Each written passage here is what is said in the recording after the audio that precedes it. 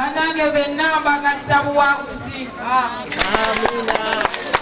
Abaana balina obulemu ku mibiri gyabwe basanga obuzibu bungi mu kusoma, kino ne kibalemesa okulwanako naddala nga bagoba obwavu. Kino kye kiwaliriza ekibiina ekigatta abantu abalina obulemu ku mibiri gyabwe okutandika okutendeka abaana bonna mu Kayunga nga n'abo abalimu obulemu tebasuuliddwa mu guluka. Okusinza ku ssentebe w'ekibiina ekigatta abantu abalina obulemu ku mibiri gyabwe Kayunga, Edrisa Kabali, baagala gavumenti etandike okubalowoozaako mu nteekateeka zaayo wamu n'okwaliriza bannannyini bizimbe okubateerangawo amakubo mwe bayita.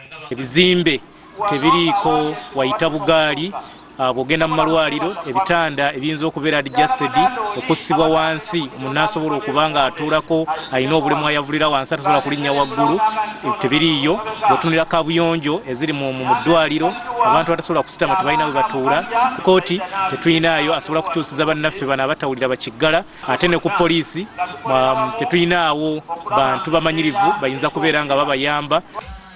Nampala wa gavumenti mu Paalamenti Justin Kasule Lumumba ategeezezza nga gavumenti bw'erina okusitukiramu wamu n'abo bekikwatako okuyamba abantu abalina obulemu ku mibiri gyabwe kubanga bangi balekeddwa emabega.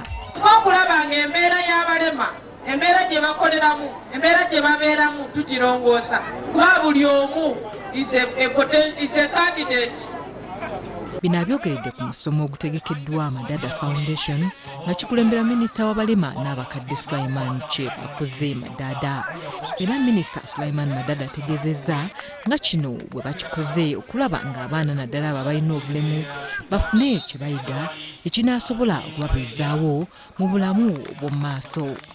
Wumba abaana bali mu biwummulo ne gurupu z'abavubuka okuzimanyisa nti engeri yokka ey'okweyimirizaawo kwe kufuna emirimu egy'omutwe, kubanga Uganda eyogera ku sikiringi Uganda, naye mu byalo abantu balina kubimanya. Abantu abamu basigalira emabega nga baliko obukozi ku mubiri n'abaana abawala.